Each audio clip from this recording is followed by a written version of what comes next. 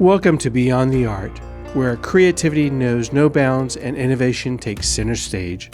Join us on a captivating journey through the realms of the Native American art world, exploring the untold stories, inspirations, and the sheer brilliance that fuels the world of Indigenous artistry.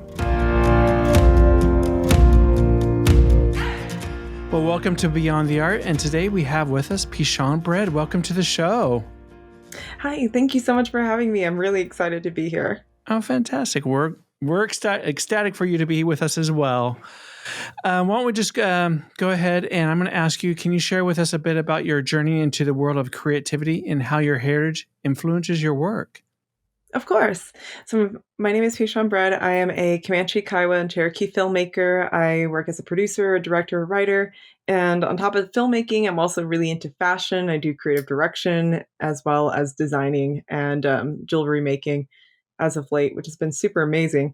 Being an Indigenous creative is honestly one of the best gifts I could ever have in life. And having so much culture and so much knowledge and love and heritage and being able to share that on many platforms of art has always Mm-hmm. has always not been something I was aware of. Like, I grew up within the Native art community here in Santa Fe and in Oklahoma, and I was aware of seeing Native art my whole life. But when you get into film, you're told that it's a very white centric industry and that there's no Right. space for Indigenous storytelling.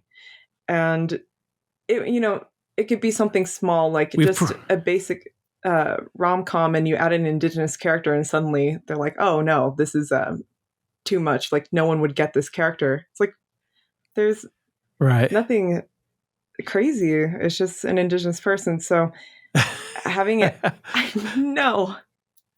So having that, like, as You're wearing many hats. so many. Oh my gosh! But yeah, just being able to talk about culture and heritage through art has been a journey. It's honestly been a journey of acceptance, Mm-hmm. of love, of embracing the stories that I want to tell, and bringing communities together in those stories that I want to tell.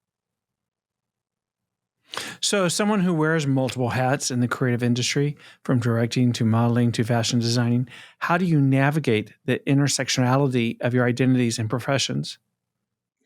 Oh my God, I have the Do you biggest like portfolio do you ever. do you do you compartmentalize everything, or is everything kind of a collaborative and collective in your mindset and your creative output? How do you kind of do all that what you do? That's a good question. I think overall, everything that I want to do has the same theme of bringing voice and representation. And that is Mhm. something that I'm very familiar with. And overall, just not doing things by myself. I am very much a collaborative person. So I love being in collaborative industries and bringing on people who may have more knowledge or expertise. But when it comes to my professional career of doing design and film, I just am overall inspired by visuals and Right. the aesthetic behind visuals and how to compose an image.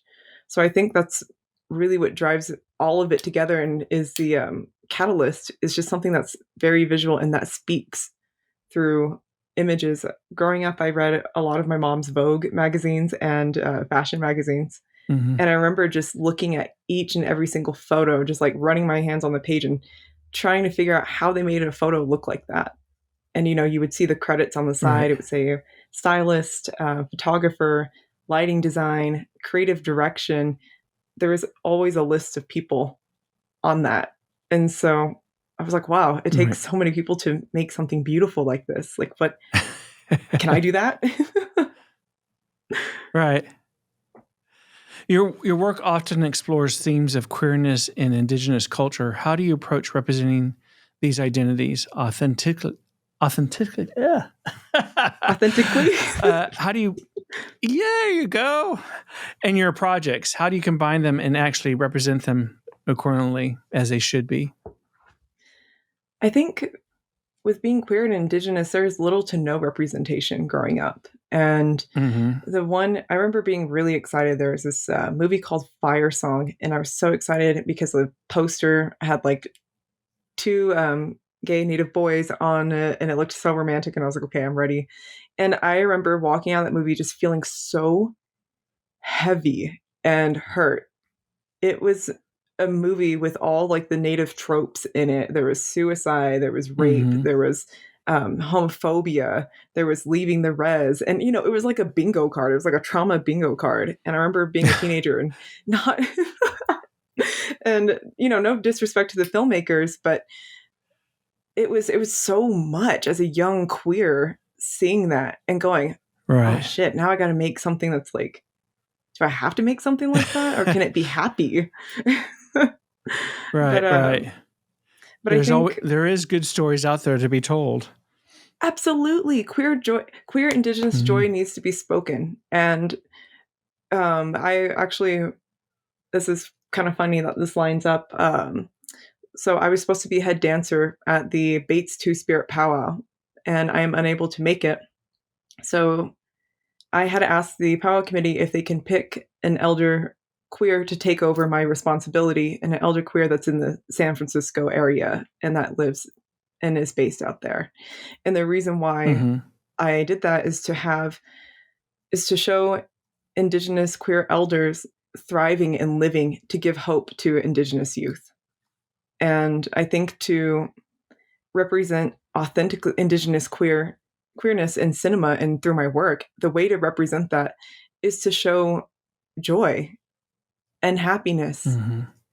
and to show joy and happiness within myself. Well, whether it's posting on my personal Instagram something sweet and uplifting, to writing queer characters who are unapologetically themselves, having that and letting people know that there are people out there that are like them and that can be happy and that can Right. thrive.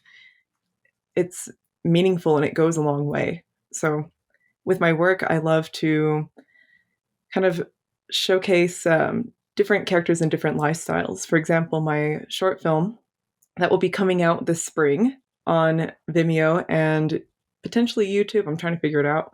But the character, she's she's queer and Indigenous, and she has a small moment with her partner, and it's really loving and meaningful. But queerness looks like anything and everything. So I Exactly. think overall Mm-hmm. in work, she's a dominatrix. She's a Native fashion icon, dominatrix. She's a Native queer. She's living her best life. And, it's a journey. It's a journey. And I do my best to try to at least show happiness in my work or joy. Mm-hmm. Tell us a little bit about a project or piece of work that you feel particularly proud of and how it reflects your personal and cultural values. Ooh, that's a good question. I would have to say, They just come out of the top of my head. I love it. These are good questions. I really hope that you're never on a pageant committee because you will destroy every contestant. Hey, my next life. I would be waving. I'd say world peace. I digress. But back to the question, the wonderful question.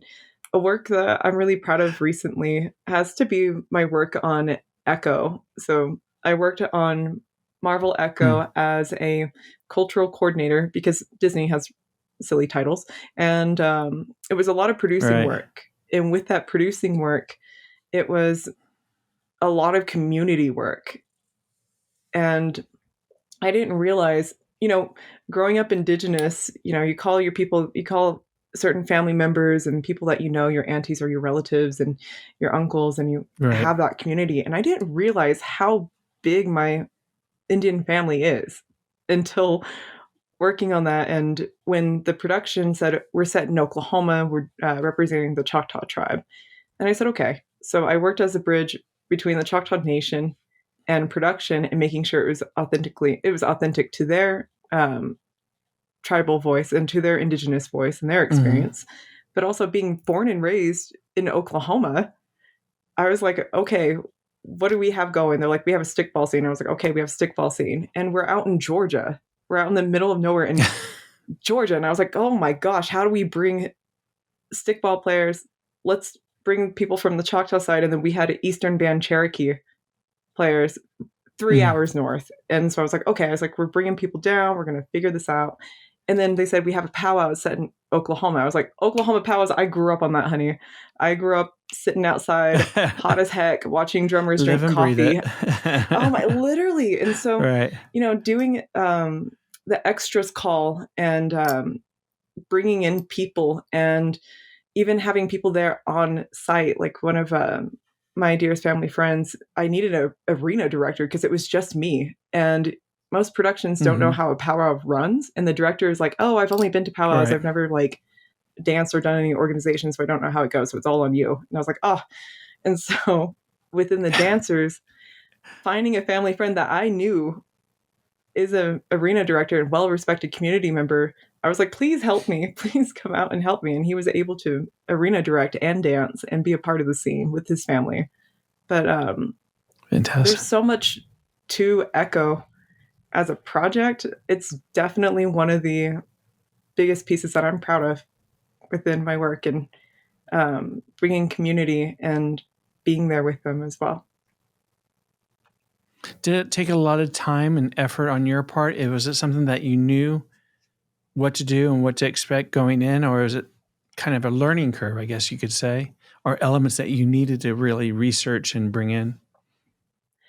It was, some things were a learning curve because I am Comanche, Kiowa, and Cherokee, and I was raised Comanche and Kiowa, and learning about the Choctaw people was one of the best parts about production. I was able to go to the cultural center and learn more about their culture and heritage and more about Southeastern culture as a whole, and talking pre-contact and talking about Southeastern cultures, and also being Cherokee. That was a big learning curve for me too, and kind of connecting with that part of my heritage and family, and also just wanting to be authentic and true to Choctaw people, and making sure that this is something that they feel proud of and that they feel comfortable with too. So researching definitely took place when learning about Choctaw culture, because I had no idea. I've known Choctaw people. I've known a little bit of, what they wear regalia wise, but I did not know too much prior. So being on production, I was so happy to be able to learn and to accept knowledge and to be brought into that space to learn from the cultural team themselves. Right. What challenges have you faced as a queer Indigenous creative, and how have you overcome them? Girl. Where do I start? Oh my gosh, where do I start? Being an indigiqueer, a gative, in the film industry, you have to be tough. Just in general, Right. I remember one of my relatives sat me down when I first was coming into queerness, and she was like, I'm going to lay it out for you. You look like a woman, you're a Native American, and you're queer, or you're gay, or whatever you are. She was like, you have so many things against you, and you have to know that, and you have to be strong, and you have to keep going. And I was like, okay, sure, whatever. Being a teen, you're like, okay, yeah. Cool. And then, and you go into these industries and you're like, damn, these industries have hands. It's really tough. Like it's punch after punch after punch. Because the film industry is, it's a white male dominated space, and it was not made for Indigenous people or people of color. It is not an institution you can decolonize, and we can't decolonize spaces that were made for white people to succeed and thrive. What we can do is we can get in those positions, open those doors, and shake shit up. So if you are there and you're in the industry, you shake it up and you give a little bit of noise, and you open the doors for others, and you let people come in. That's the best that you can do. So I was fortunate enough to have my first film mentor, be Sydney Freeland, Navajo trans filmmaker. Like, if I remember working on her first feature film, and it was an indie feature in New Mexico called Drunk Town's Finest. And I was 16. I was in high school. It was like the summer of my junior year. Seeing her work and seeing her be able to make a film and seeing her film get to Sundance really set a bar for me.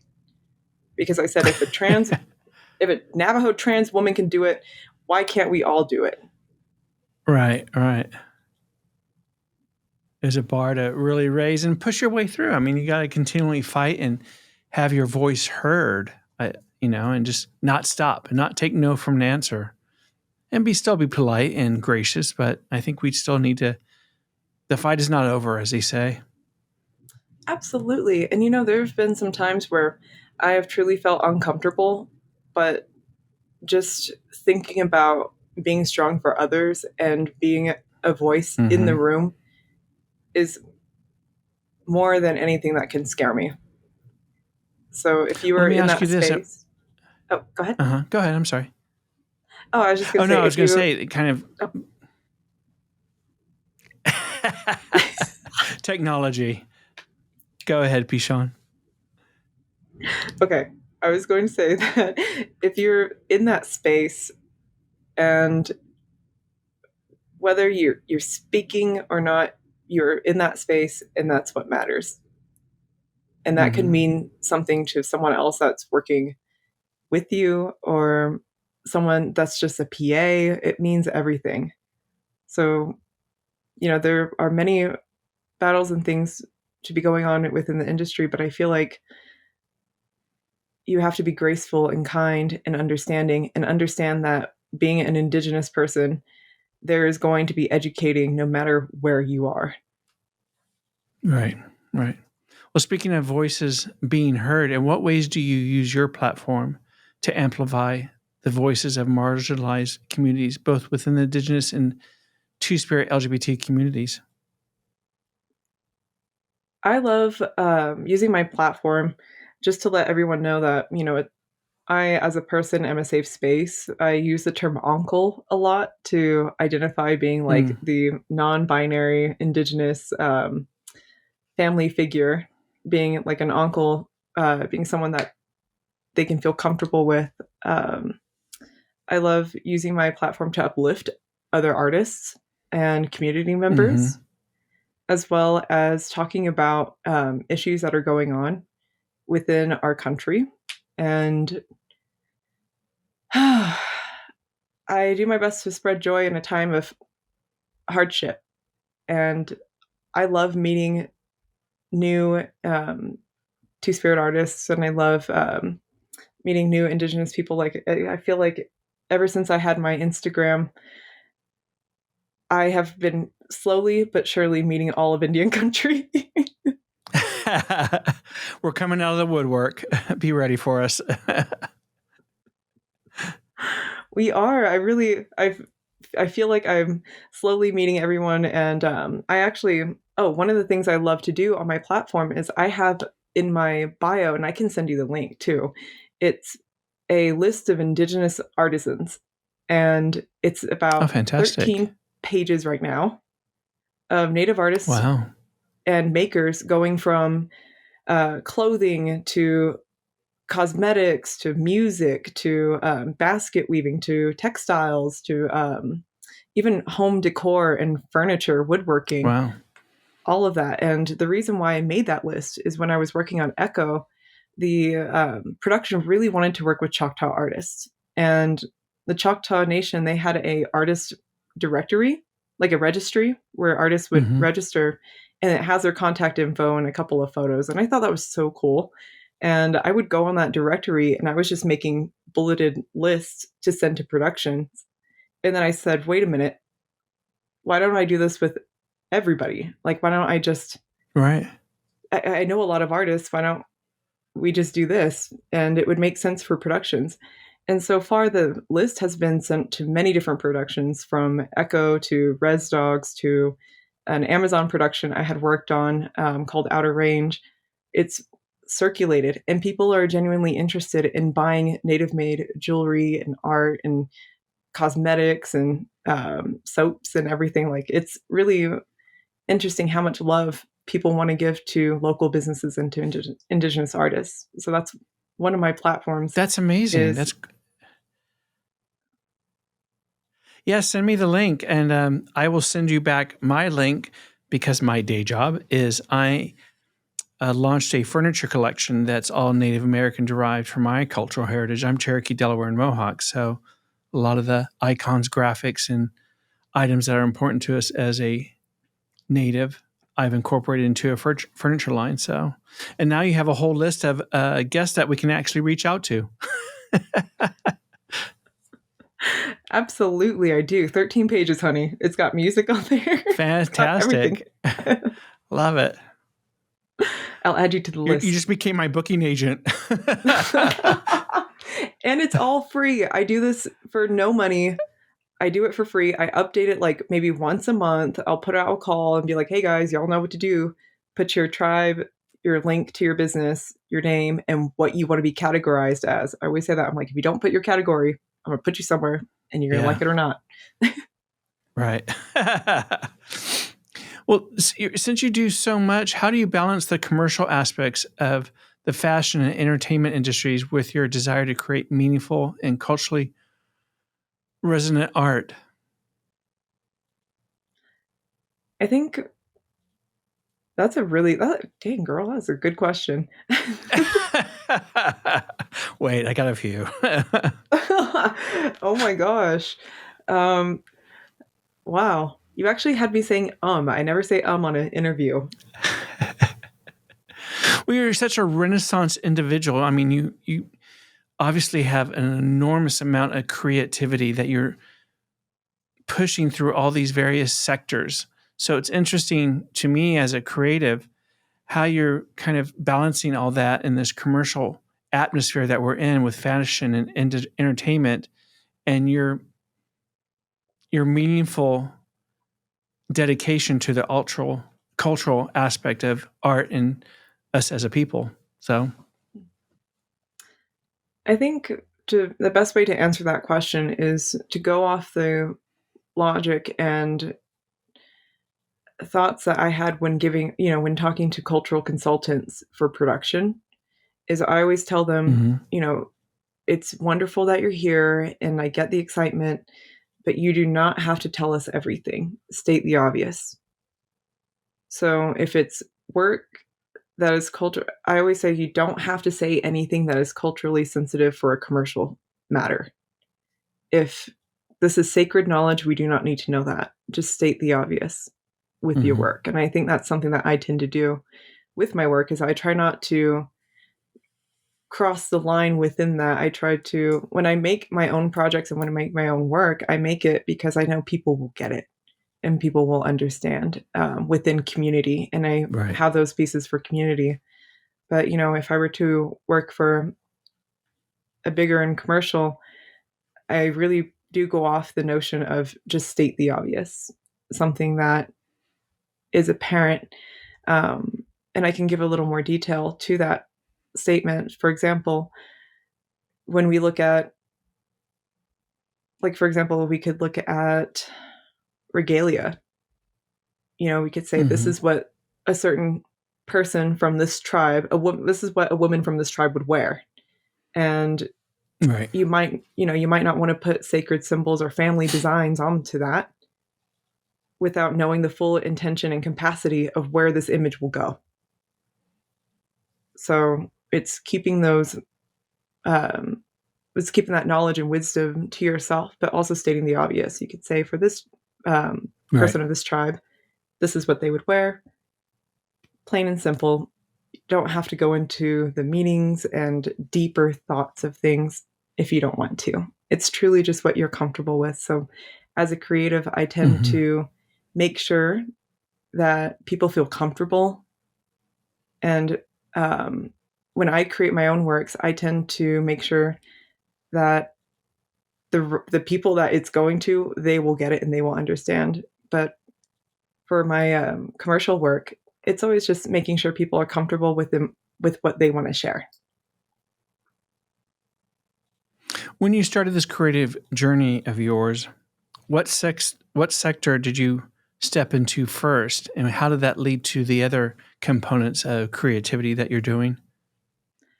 So I stepped into film first. I was very much into film. I was into script writing and making movies, and I had no idea how to do it. I remember just like getting a little camcorder and recording a little short and playing that at my high school, and people loved it. And I was like, wow, this is great. And I had no concept of writing or doing anything. And then just slowly learning and being able to have opportunities, applying for fellowships and learning from other artists has really helped shape that. And being into fashion, I was always like, well, I love fashion. I was always styling. I was always styling other people, being a model and being behind stage as a model was always something interesting to me. So I thought to myself, how can I put these together?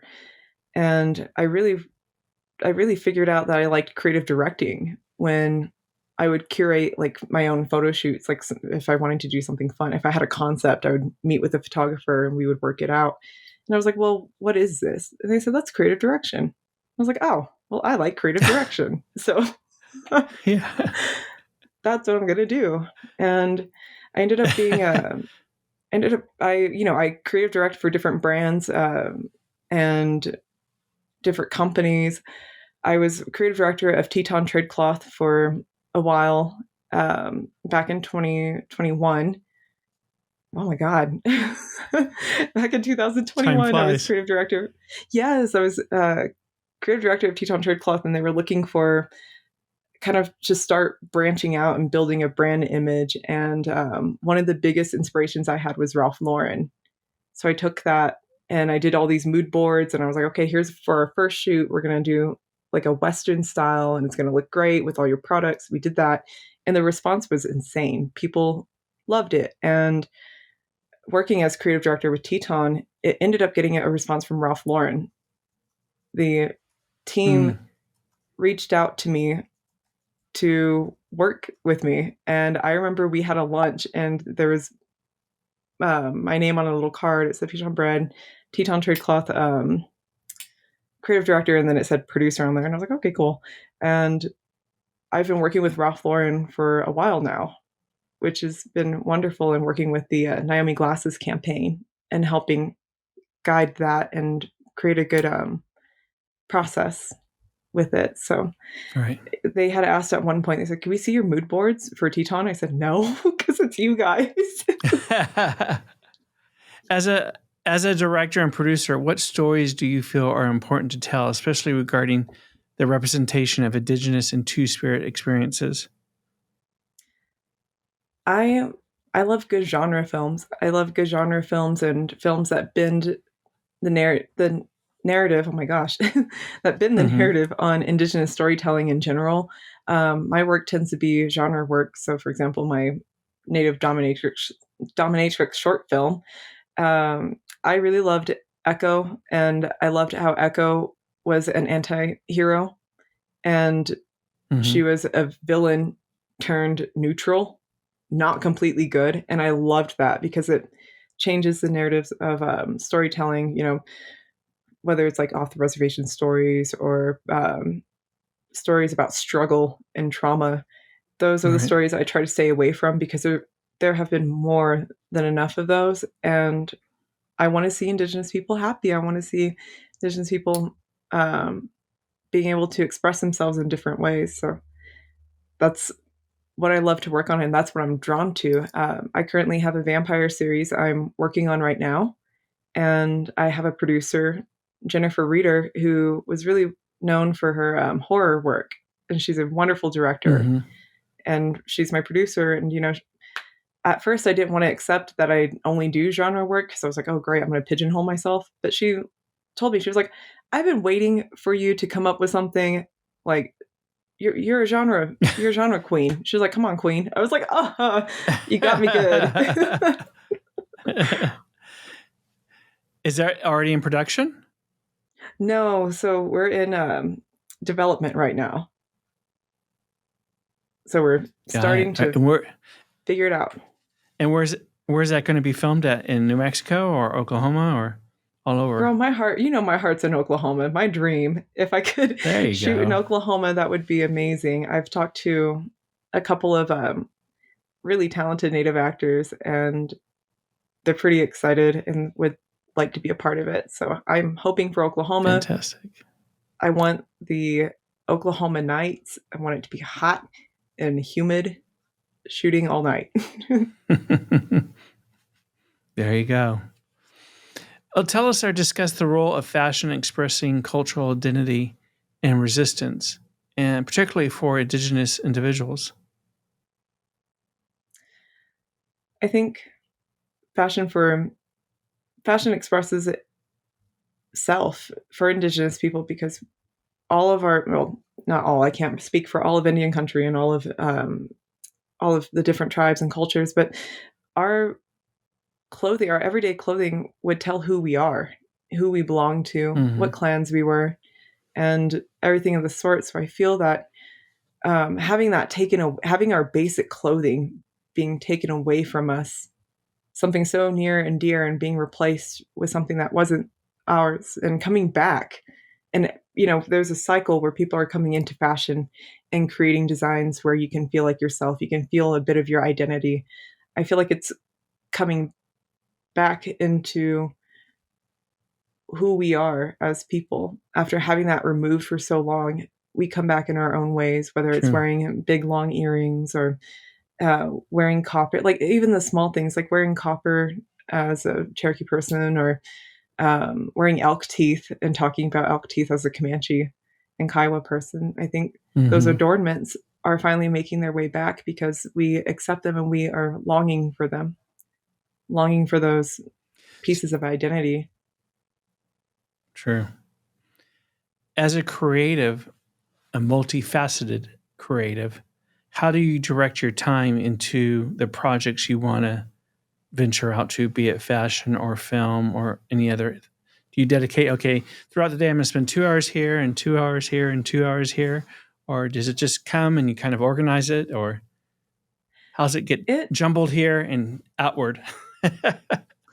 you know what, I'm still trying to figure it out because some days I will be like, I just want to write. I just want to write, and do production Right. work and do that.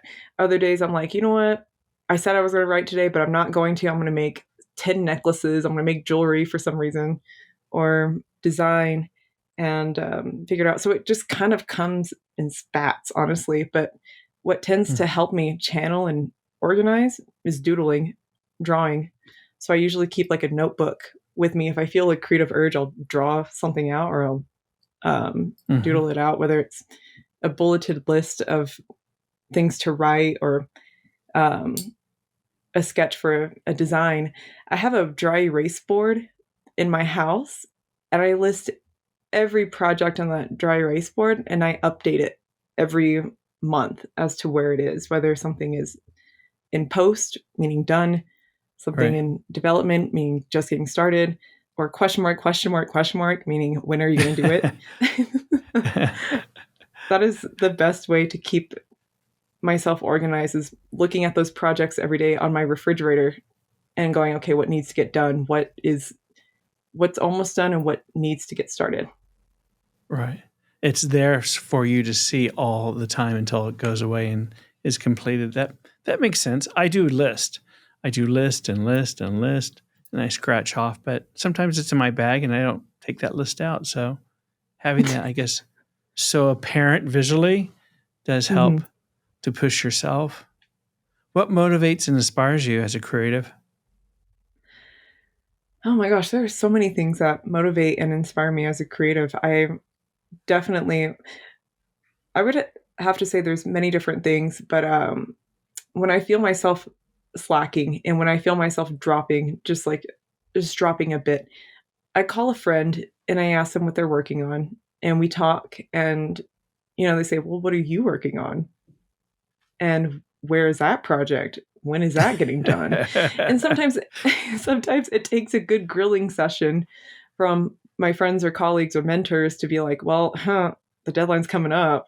Where is this project?" Or I I Right. love that extra push, but in general, I would have to say fashion and art and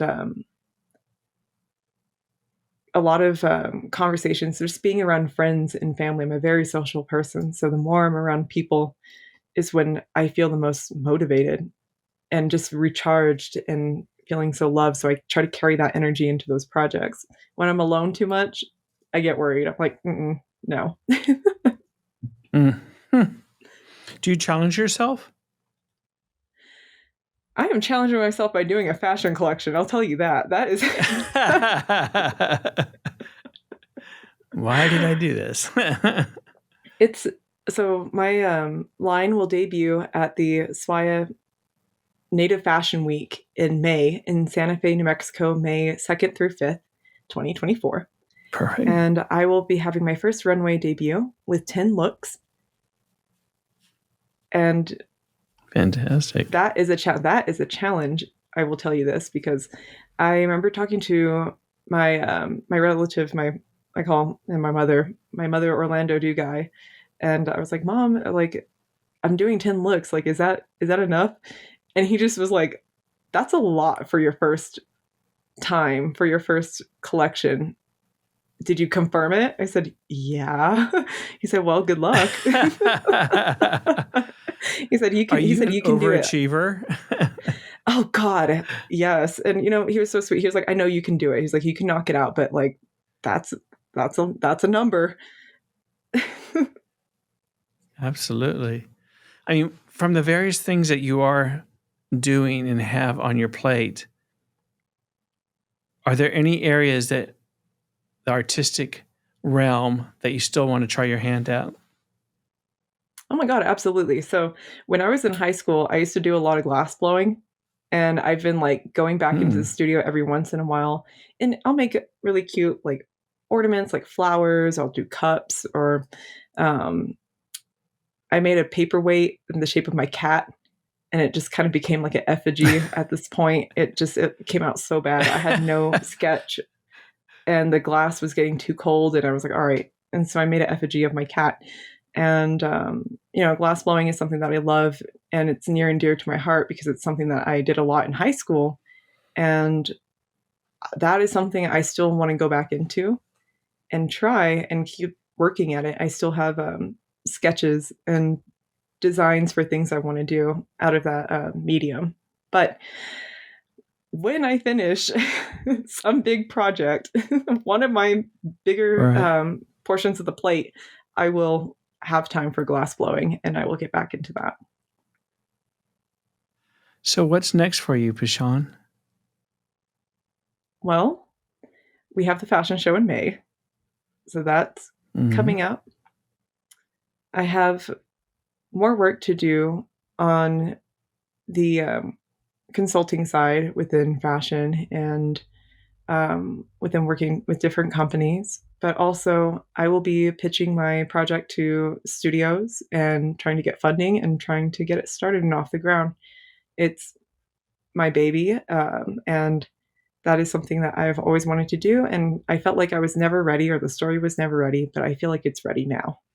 So that is something I will be advocating for and pushing throughout this whole years to get this done. So you have your race board with your to-do list. Do you have a file cabinet of a plethora of ideas that you're stocking in your head that you want to achieve at some point? Absolutely. I keep those in my phone notes because if I write it on the dry erase board, it will either get done or it will happen. But I do my best to keep myself at bay. I do my best to try to make sure that I don't go too stir crazy with all the creativity. But I definitely have other ideas, and I have other shows that I have fully fleshed out and pitched and worked on as well. So it's always there. There was always something in the film industry. They say you can't just have one idea. You have to have something you're working on, like currently working on. You have to have something in development, and then you have to have something in post, aka finishing up. So it's a very crazy mindset, but it tends to work the best for me. So I do my best with keeping myself preoccupied in that way. I think from the sounds of it, you'd do that quite well. You're a pro at it. Oh my God. I definitely get it from my mother. She's very much the same. What advice would you give to aspiring Indigenous creative who's looking to break into the industry and make meaningful contributions both in the fashion and film and storytelling and art? Oh my gosh. I would say it doesn't hurt to not know what you want to do. It's okay to Mm-hmm. dabble and figure out what you like and what you want to do. Always be open to collaborating with people and know when you start, you probably will not get paid or get paid whatsoever. But the more experience you build and the more projects you align yourself with and more creativity you have, the more that you can get paid and the more that you can figure out your position. So don't doubt your creativity. Don't doubt being in the industry. Everything takes time. Um, and just stick with it. But most importantly, always remember who you are and where you come from and who you're bringing with you when you go into places.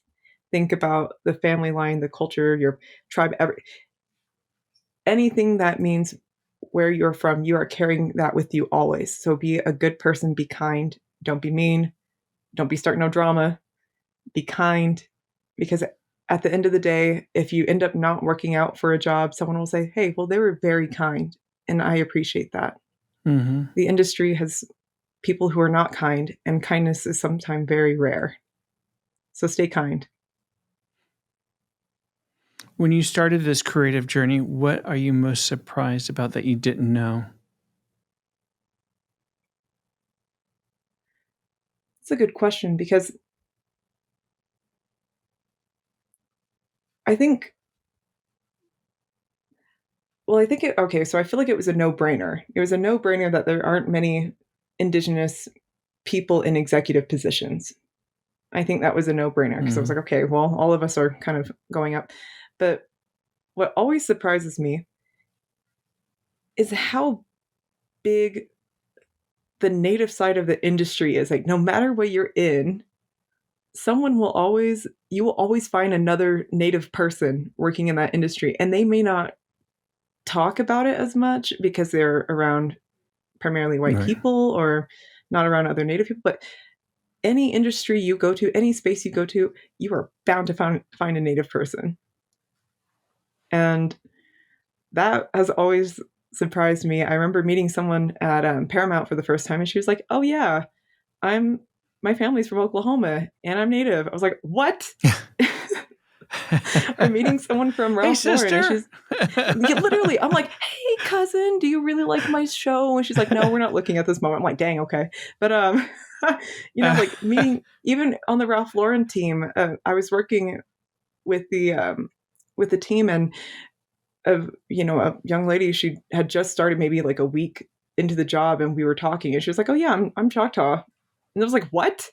And she's like, "Yeah, my family allotments," and I was like, "Girl," I was like, "You're telling me this whole time." But I think you keeping secrets from me. literally, I'm like, we just met, and I feel like you kept a whole secret from me. But I think in any industry you go to, you will find a native person. You're not alone, and if you feel like you're alone, keep looking. As you look ahead, where does Peshawn Bread want to be in a year? What's going on in a year's time? Oh my gosh. Okay. Yeah. Well, will you come back and interview me in a year? Sure. Absolutely. Girl. Okay. You're booked now. Mm-hmm. Oh my gosh. In a year from now, I would love to be designing another collection, potentially something that could be made for many people to purchase and buy, because my first collection is going to be small and it's going to be literally tailored to models. But I wanted a year from now, I want to have knitwear, like native knitwear, like fine, good. Oh, wow. I love a good sweater. I want a damn good sweater. Okay. That is what I'm looking for. I want to be able to have my line or have my brand selling a design or something that many people can buy and have access to. Within my film career, I really want to I really want to have my show, working on my TV series, working on one of my TV shows, and having that being made. And within my creative direction and other fashion things, I would love to work with another company or just stay with Ralph Lauren or progress furthermore within that. But personally, within my life, I would love to have another cat. Have another cat.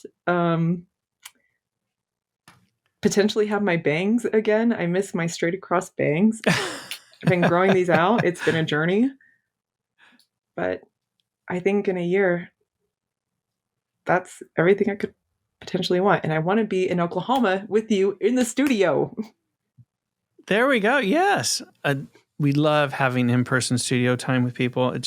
It creates a greater connectivity, I guess. For me, at least. What's the name of your fashion brand? Is it under your moniker name? It's actually, the brand is Peshawn House Bread, of or? Sutai. And what's the meaning behind that in the story? Oh, so Sutai is a Comanche word, and it means to bless or bring blessing. And there's always this Comanche hymn that I just loved hearing as a child. And just thinking about that and how it makes me feel, and how it makes me feel like I could be going through absolute hell. But if I hear that song playing, everything is just completely washed over. And it's so meaningful. And I think whenever I want people to wear clothing or wear a piece, I want them to know that there's intention behind it and that there's a strong line of heritage behind it. But I've titled it House of Sutai because fashion house, because I started off with jewelry, right, and I'm expanding into clothing, which was kind of my plan, because I wanted to build an audience first, have them know the aesthetic and the designs and designs as jewelry, but then to go into clothing to kind of further excel that. So I did a House of Sutai because it's a fashion house, and I definitely hope there will be multiple things coming out of the house other than just jewelry and clothing. Well, I want to thank you for your time and coming on our show today. It's been a pure joy to have you on the show and getting to know you. Absolutely. I'm so happy to get to know you, and I really hope to see you soon in Tulsa. And thank you again for having me on your show. I look forward to seeing all the wonderful things you do and all the wonderful artists you keep interviewing. Well, thank you, and you have a good day, and we'll talk soon. Okay, wonderful. Thank you.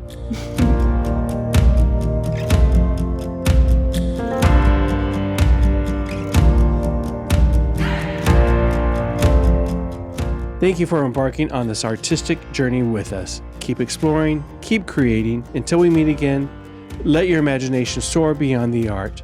Subscribe to our YouTube channel and follow us on your preferred podcast platform.